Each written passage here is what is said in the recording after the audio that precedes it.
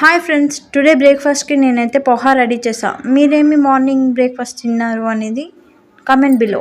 ఒక కడాయి తీసుకుని ఆయిల్ వేసుకుని పోపు దినుసులు యాడ్ చేసుకున్నాను. కట్ చేసుకున్న ఆనియన్స్, చిల్లీస్, క్యారెట్ అండ్ కొంచెం కరివేపాకుని యాడ్ చేశాను. ముందుగానే నానబెట్టుకున్నాను అనమాట అటుకులు.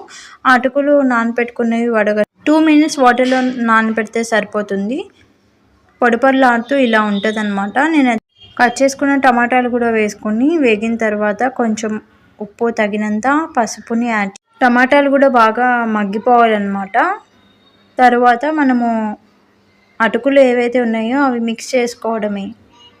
అంతే, ఎమ్మి టేస్టీ పోహా రెడీ.